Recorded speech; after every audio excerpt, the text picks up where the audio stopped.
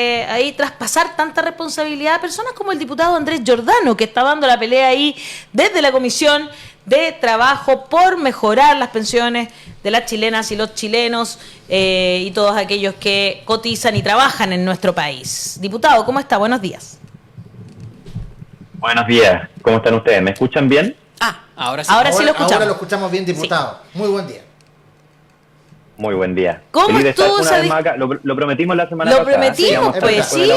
¿Cómo estuvo esa comisión el día de ayer? Yo debo confesar que vi a Alberto Undurraga que no se le salía la sonrisa a la boca. Era muy gracioso porque pasaban los minutos y seguía sonriendo. Todo porque habían logrado que el 3x3 entrara como... el gobierno cedió y aceptó la propuesta, ¿no? Sí, efectivamente. De hecho, le echábamos tallas también dentro de la comisión porque su sonrisa era visible. Incluso si uno lo estaba mirando, cachaba que estaba sonriendo permanentemente, la verdad. Claro, te llegaba no lo podía ocultar. El reflejo de la sonrisa. El reflejo de los dientes. Claro. Sí. ¿Cómo fue eso? ¿Cómo estuvo, diputado? ¿Cómo se avisora que viene esta discusión ya después de 13 meses de trabajo, no? 14 incluso ya a estas alturas. Fue una jornada maratónica, bien intensa. Terminamos a eso de las 11 de la noche con los últimos artículos. Fue un debate bien amplio, pero que yo creo que fue bien ilustrativo de la tónica que hemos tenido los 14 meses, ¿no? Hay un sector dentro de este Congreso, y acá me voy a agarrar un poco de las palabras aquí de esta chica que hablaba desde Chiloé, desde Dalcahue, donde la responsabilidad ha estado alojada finalmente en la institucionalidad y en el debate que damos adentro. Las diferencias políticas hacia afuera, yo sí quiero decir que lamentablemente no han generado la presión social que hubo en algún momento, como en el 2016. Yo también estuve en la marcha donde íbamos a Santa Rosa. Nos encontramos ahí. En esa marcha, sí. Nos encontramos allá. Mira, están pasando lista. Estamos pasando lista con Giordano. Sí, estamos pasando lista. De hecho, tenemos aquí la nómina. Vimos que Hassan no estuvo. Le vamos a mandar una carta notificada. Estaba enfermo. No, voy a mandar mi carta. Claro, a esa hora está en Plaza licencia Perú, médica. En la marcha del Team Patriota. Vamos la verdad. ¿Te cachai? Una amonestación. No, pero efectivamente en el 2016 habían millones de personas en las calles, ¿no? Y se ha perdido el interés, quizás un poco de este debate, o se ha vuelto a esta tónica como de esperar que en el Congreso lo resuelvan. Y eso es muy peligroso, sobre todo en un Congreso como el que tenemos ahora, que está altamente fragmentado. Y a mí siempre me gusta traer a colación algunas palabras de Lula cuando ascendió a la presidencia. Ya si uno le guste o no le guste Lula, por si hay algún receptor ahí, un auditor que sea sensible y que no le guste, pero él dijo una cuestión que a mí me parece fundamental, porque él venía del movimiento sindical y se dirige a las centrales con las que había venido trabajando mucho tiempo y les dice: ahora que tengamos el poder, con mayor razón ustedes se tienen que movilizar para que cumplamos los compromisos de campaña. Yo creo que eso debe ser algo que nunca se debe olvidar, que cuando hay un aliado en el gobierno, con mayor razón se requiere esa presión social y esa articulación para que finalmente los compromisos se materialicen como se comprometieron.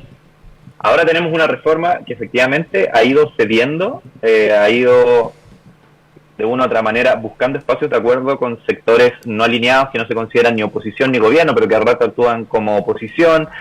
Algunos de ellos, otros efectivamente han tenido una actitud más neutral y en algunos casos han sido muy importantes para destrabar ciertas discusiones, y efectivamente se entiende que con esta fórmula 3-3, más allá de que yo no era partidario de reducir el seguro social, es una que sí permite que estén los 78 votos para que cuando esto se vote en sala, esperamos la próxima semana, pueda avanzar a su segundo trámite en el Senado. Finalmente es lo importante porque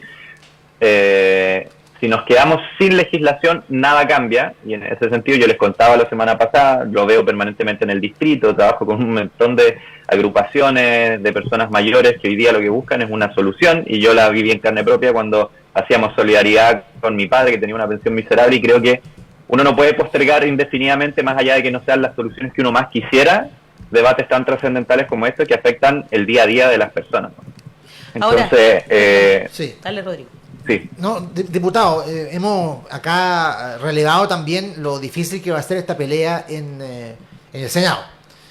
Hassan dice, no, acá, incluso tú dijiste ayer, si sale 5-1, es probable también, porque hay una fuerte ola conservadora, más compleja en cuanto a poder llegar a una ecuación positiva. ¿Cómo usted augura esa conversación y cómo podría convencer a gente de Chile Vamos, que no están dando el voto al día de hoy en la Cámara de Diputados, para que sí puedan cambiar su opinión en el Senado? Sí. Bueno, yo la verdad que no tengo conversaciones directas con senadores. Nosotros hemos hecho todos los esfuerzos posibles por tender puentes acá en la Cámara, pero la realidad entre ambas cámaras es distinta, ¿no? Y los tonos de las conversaciones también hacia el gobierno y con las distintas instituciones del gobierno también son distintas. Entonces, no es tan fácil predecir cómo va a ser un escenario de negociación allá, pero por cierto que el Senado va a querer negociar cuestiones, y ahí, en ese sentido, el gobierno ya ha hecho una constatación de realidad. Con menos de 3%, el Seguro Social no financia los beneficios que promete la reforma. Esto lo han dicho en todos los tonos habidos y por haber, tanto el ministro de Hacienda como la ministra del Trabajo. Por lo tanto, cualquier cosa que implique negociar un punto menos de seguro social significa decirle a las personas mayores, principalmente actualmente jubiladas y dentro de los próximos 15 o 20 años, que son quienes van a requerir fundamentalmente, además de la PGU, de esta garantía por año cotizado que entrega el seguro social para asumir sus pensiones, que no van a tener ninguna respuesta, ¿no? Eso es un poco, a propósito que había aparecido el senador Macaya con algunas fórmulas media extrañas de solo meter unos puntos de capitalización individual y dejar para otro gobierno la discusión del seguro social. Bueno, lo que dice el senador Macaya con eso es que los actuales jubilados y jubiladas no van a tener aumento de pensiones, sino que eso se lo deja a un gobierno posterior.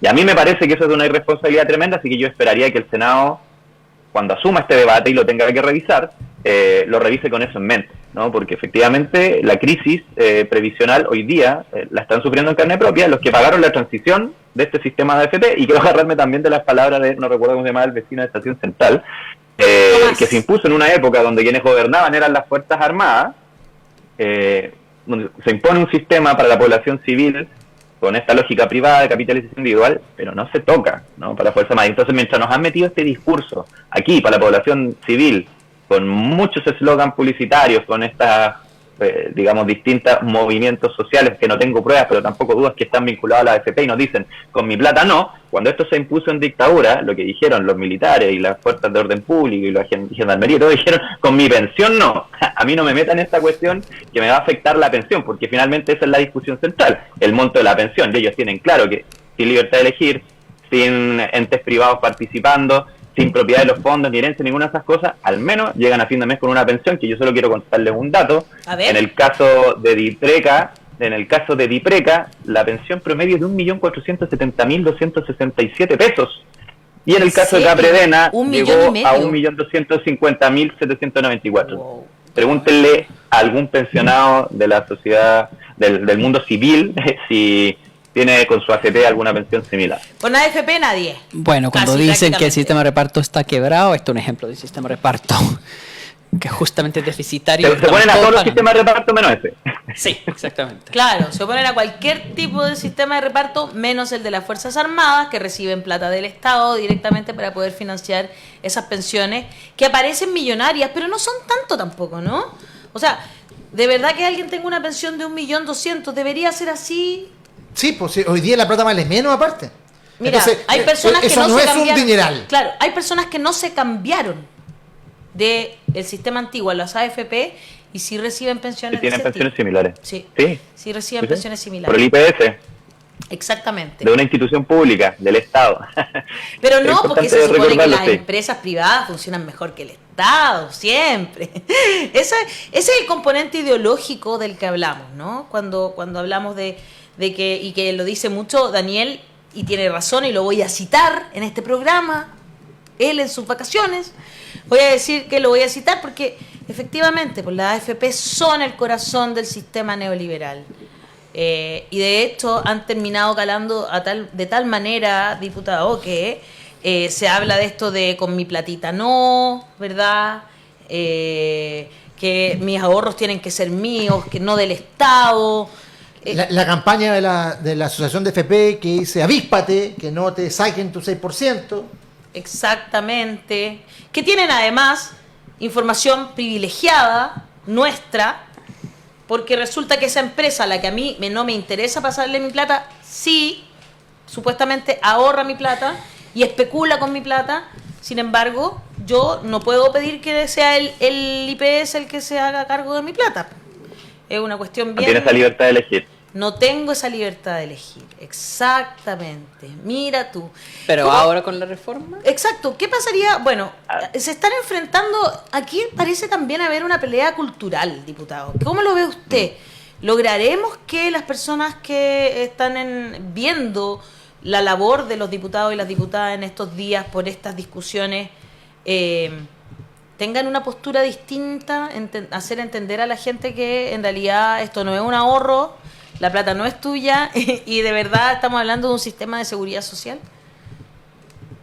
Sí, y es bien interesante ese debate, cuesta mucho ponerlo en relevo porque efectivamente esto, más que un ahorro para la previsión, se ha transformado bajo una lógica individualista solo en un fondo de inversión.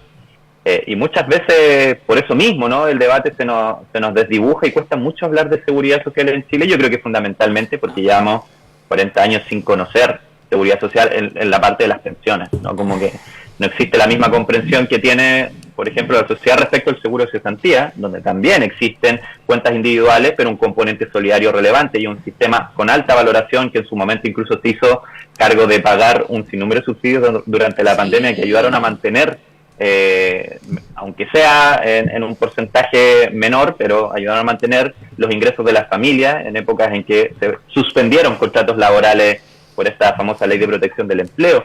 Y sin embargo, en pensiones nos cuesta tanto, ¿no? Yo he hecho todos los esfuerzos posibles para tratar de poner esa sensatez en el debate, en la vereda del frente. La verdad que no encontramos aquello y vemos contradicciones, las contradicciones entre, por ejemplo, defender el sistema de pensiones de las Fuerzas Armadas, que lo pusimos ayer, también lo discutimos harto. Si ustedes revisan la sesión de ayer, se habló harto de Fuerzas Armadas. Ah, sí. Y se habló incluso de una votación que nosotros dijimos, bueno, si a ustedes les gusta tanto la libertad de elegir, los privados, la propiedad de los fondos, pongamos estos elementos en ese sistema. Todos y cada uno de los parlamentarios de derecha votaron en contra de aquello. Los mismos que estaban ayer en la Comisión de Trabajo diciendo nos oponemos al sistema de reparto, que además no es sistema de reparto lo que estamos discutiendo hoy en día. Como salió la reforma, vamos a terminar con un sistema de capitalización individual con 13,5 puntos a la cuenta de las personas y con 3 puntos a un seguro social. Tenemos un complemento de seguridad social.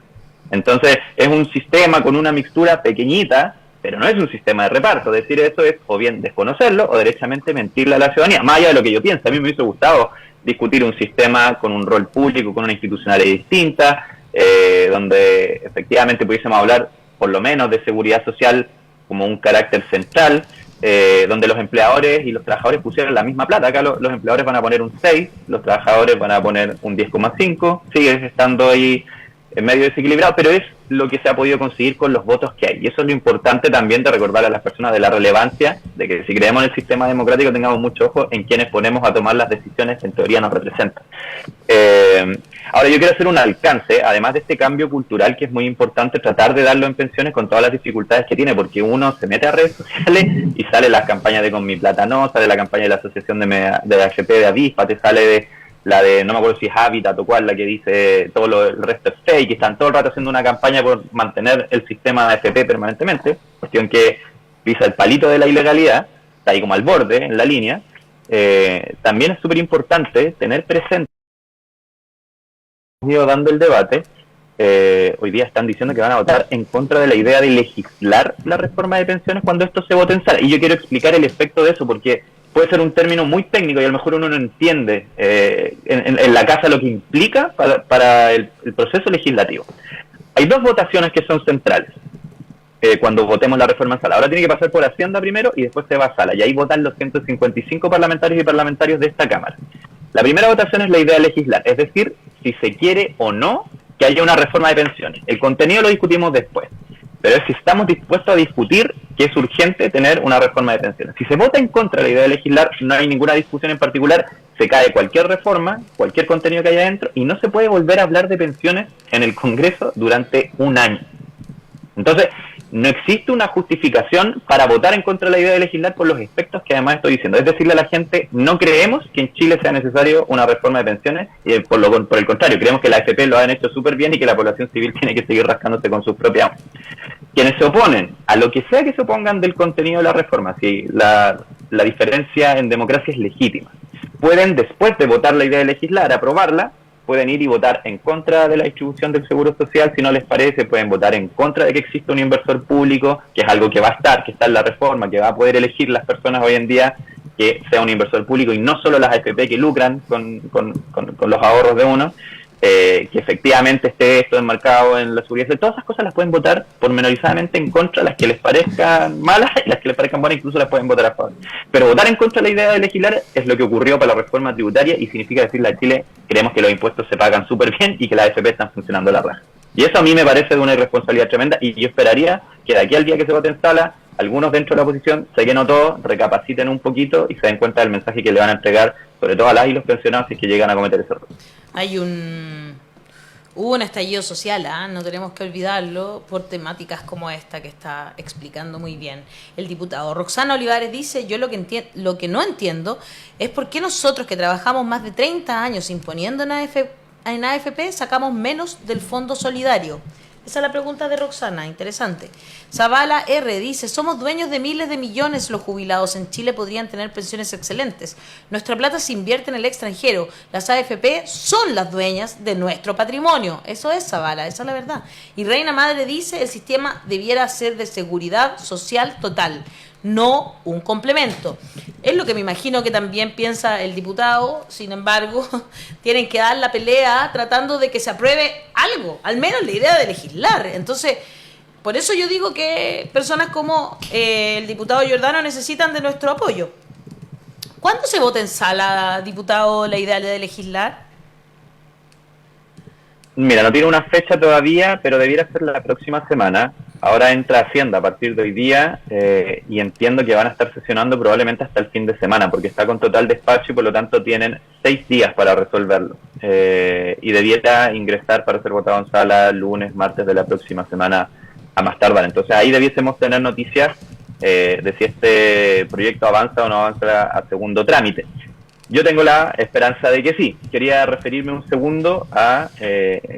alguien hacía una referencia de por qué recibimos tan poco del Fondo Solidario. Bueno, hoy día lo que recibimos te desde el explico Estado es... un poco, diputado, de hecho, como que es que nos explica mejor ella, dice Roxana, dijo, yo ¿Ya? Lo que no entiendo es por qué nosotros trabajamos más de 30 años imponiendo una AFP, sacamos menos del Fondo Solidario, y luego dice, yo no tenía lagunas por 30 años y tengo una pensión de 169.000 pesos mensuales. Ahí está, para que más o menos usted entienda bien cuál es el caso de que Roxana nos expone. Sí.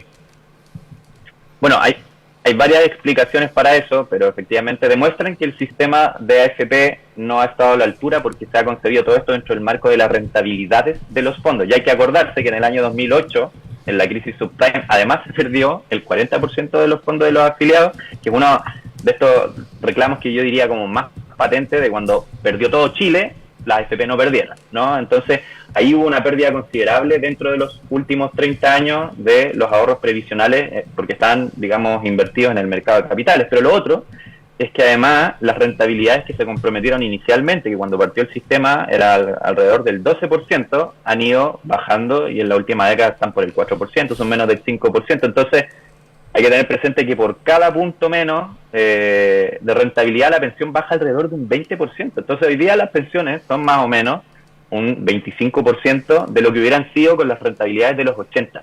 Por eso se requiere un complemento con lógicas de seguridad social. Y lo que hace en este caso, en este complemento mucho más chico de lo que originalmente era, del 3%, además es considerar, además de hacer un complemento por años cotizados, es decir, ¿cómo se llamaba la señora? Roxana, ¿no? Roxana, sí. La señora Roxana, que tuvo 30 años de cotizaciones, ella va a tener un complemento además de 3 UF, adicional a la PGU, que van a ser 250.000 pesos, y adicional a lo que haya cotizado. Pero además, lo interesante es que si ella todavía está trabajando, no lo sabemos, no lo sé, si ella todavía está trabajando, el componente nuevo de la capitalización individual tiene además un factor redistributivo. Es decir, los salarios más altos, que superan 1.300.000 pesos, ayudan a complementar los salarios más bajos.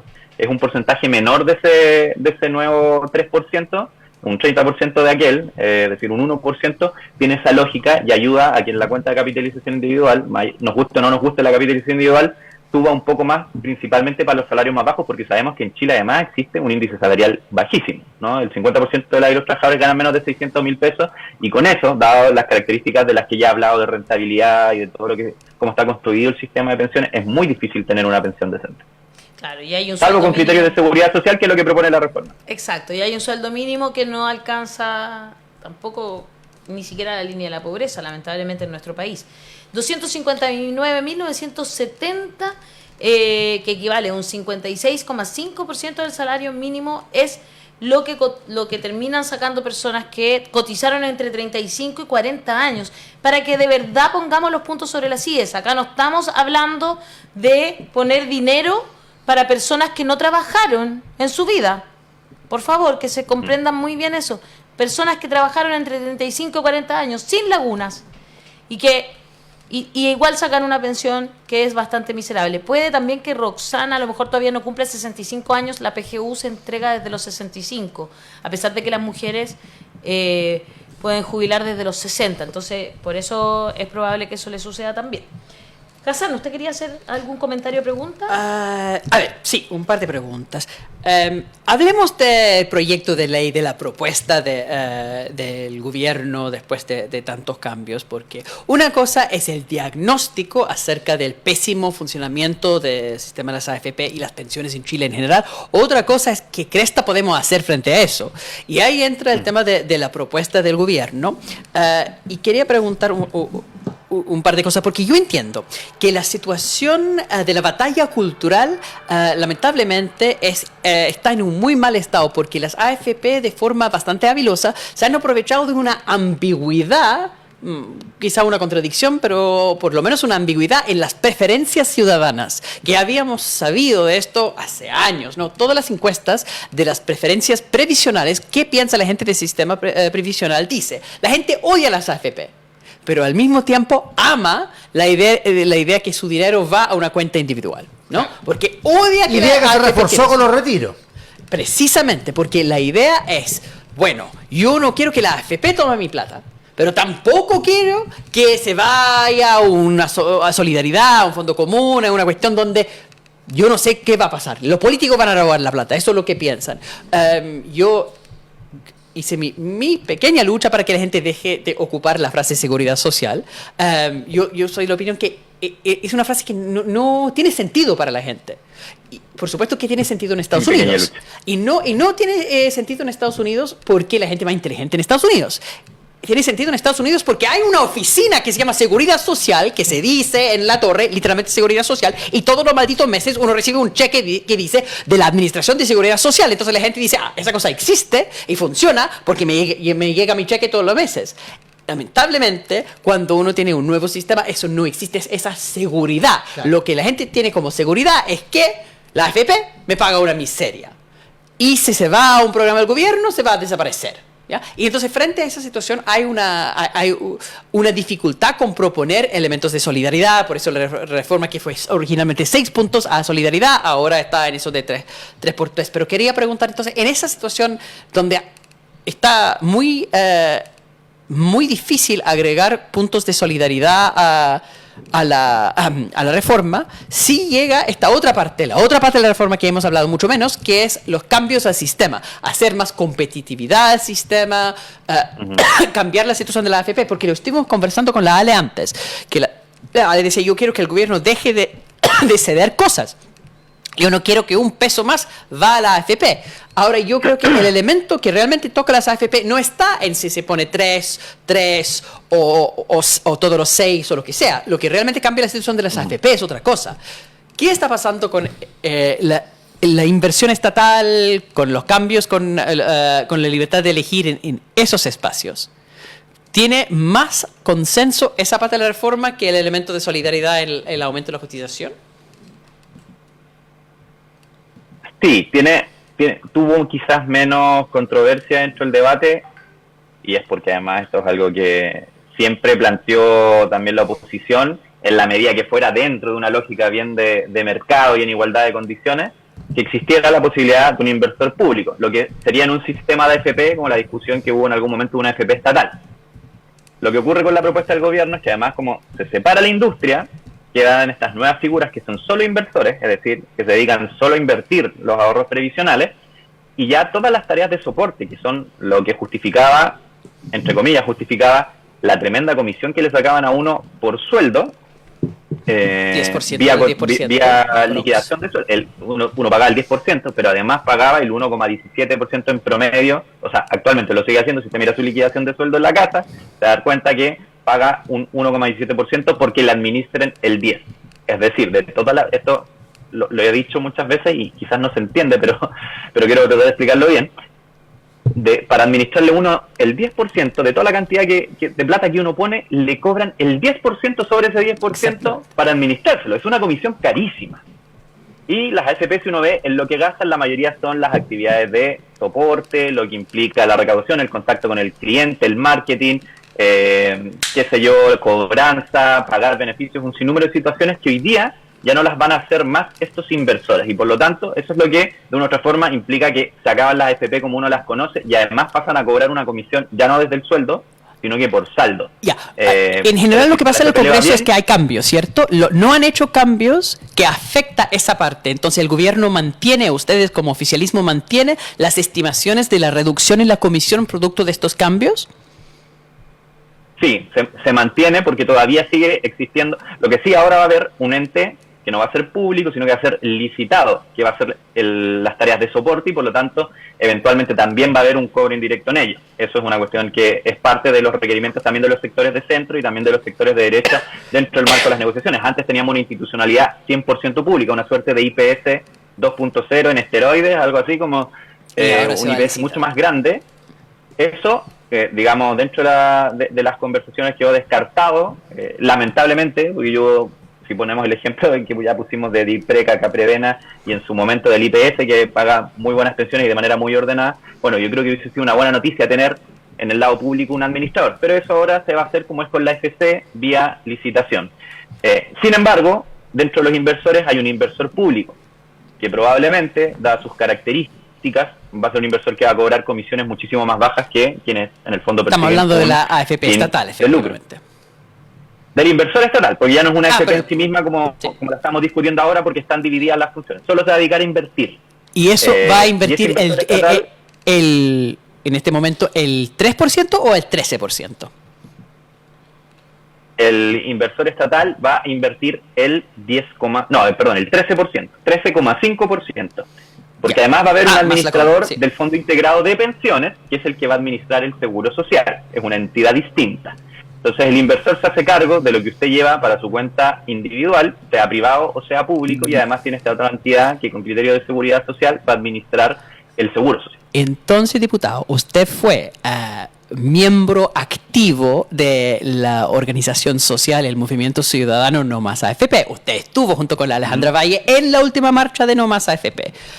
La propuesta original de la coordinadora No Más AFP a estas alturas está muy sobrepasada por una serie de razones, pero el lema, ¿no? La consigna, No Más AFP, como dijo Ale hace un rato, ni un peso más a la AFP. ¿Usted, diputado, diría que esta reforma, con estos cambios que estamos conversando, podría todavía caber dentro de la consigna No Más AFP? ¿Esto realmente va a ser la transformación de las AFP como corazón del sistema neoliberal en Chile? Yo creo que sí va a ser una transformación profunda, pero no tan profunda como hubiésemos querido, mucho menos como hubiese querido No Más AFP, y eso claro. Creo que hay que transparentarlo. Es lo que el sistema democrático ha ofrecido por las complejidades y fraccionamientos que tiene. Exacto. Creo que la lucha de No Más AFP sigue vigente, no desde la perspectiva del eslogan, porque creo que una cosa es el eslogan No Más AFP, lo más interesante de No Más AFP es qué es lo que proponía para reemplazar lo que entendemos como el sistema de seguridad social que encarnan estas instituciones privadas. Ahora va a haber un actor público que esperamos pueda tener un rol cada vez más preponderante y que pueda mostrar que desde lo público además sí pueden existir lógicas de la seguridad social, y vamos a tener un complemento que va a ir subiendo las pensiones. Yo creo que el debate porque esos complementos de seguridad social dejen de ser complementos y pasen a ser parte central de un sistema donde además finalmente a futuro las personas puedan elegir sobre ello, que aparece ser uno de los valores que ha sido resaltado por la propia industria de la AFP permanentemente en este debate, creo que es algo que sigue pendiente. Y para eso, creo yo que el movimiento social y también quienes estamos hoy en día ocupando espacios de poder en la institucionalidad, tenemos que rearticularnos para efectos de que sea una batalla continua. Y en eso, como siempre he dicho, no da lo mismo quién gobierne, porque además todas las materias de seguridad social no dependen de los parlamentarios, no dependen solo de la presión social, dependen de quién gobierna y de qué composición parlamentaria tiene, porque las materias de seguridad social son iniciativa exclusiva del presidente. Entonces, si esta es una pelea que va a seguir, y si, como Ale decía, queremos que el día de mañana esto no sea un complemento, sino que sea cada vez más una realidad basada en la seguridad social con una institucionalidad distinta, creo que es perfectamente válido que esas banderas sigan en pie. Dos cosas que me gustaría decir para cerrar esta conversación. Primero, que dejemos muy claro que este argumento de que cuando tu porcentaje va a solidaridad es mantener a flojos, bueno, eso está muy lejos de todo. Las personas que... Ese es el discurso de Milei. Exacto, las personas que no pudieron trabajar con remuneración seguramente trabajaron muchísimo. Les recuerdo que Comunidad Mujer hizo un estudio y el trabajo doméstico, ya sea realizado por mujeres u hombres, efectivamente en su mayoría realizado por mujeres, el trabajo doméstico y el de cuidados son trabajos no remunerados, pero trabajos al fin. Y por lo tanto esas personas merecen, por aquello que dieron para la sociedad, que si lo tomamos como un porcentaje del PIB sería alrededor de un 23% del PIB nacional, bueno, entonces es un trabajo, para que se entienda muy bien. Esa persona que fue a trabajar, a recibir un sueldo todos los meses, no habría podido hacerlo si no fuera por esta otra persona que se dedicó a lo que tenía que hacer en el hogar. Y por otro lado, Elías Valdés pregunta si la AFP pública podrá invertir en empresas del Estado o comprar bonos del Estado. Bueno, este inversor público todavía no se define bien eso, ¿verdad, diputado? O sea, no hay ninguna definición. Primero hay que votar por la idea de legislar siquiera. Eso es lo que estamos peleando, ¿no? Sí. Claro.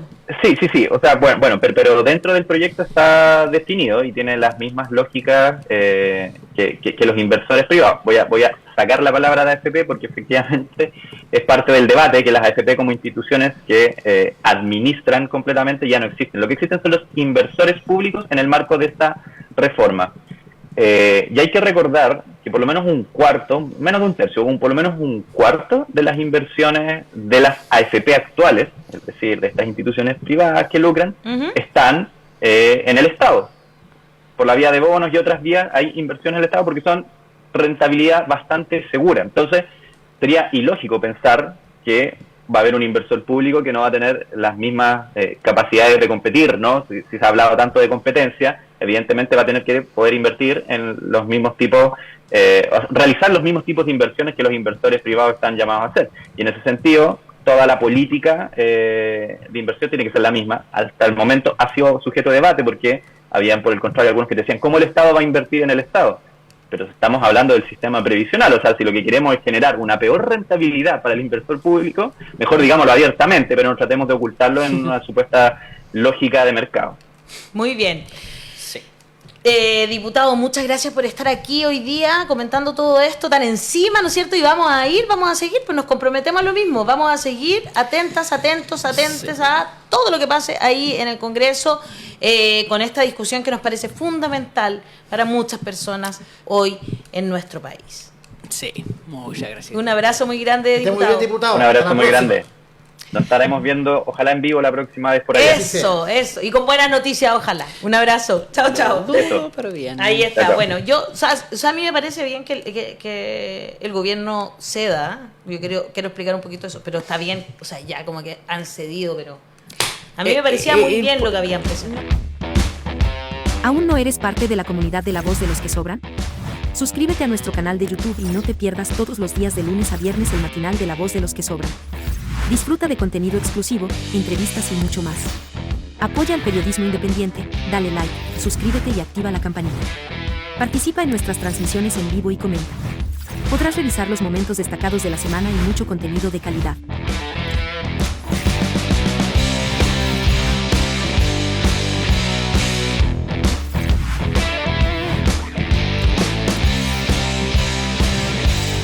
Suscríbete a a nuestro canal de YouTube y no te pierdas todos los días de lunes a viernes el matinal de La Voz de los que Sobran. Disfruta de contenido exclusivo, entrevistas y mucho más. Apoya al periodismo independiente, dale like, suscríbete y activa la campanita. Participa en nuestras transmisiones en vivo y comenta.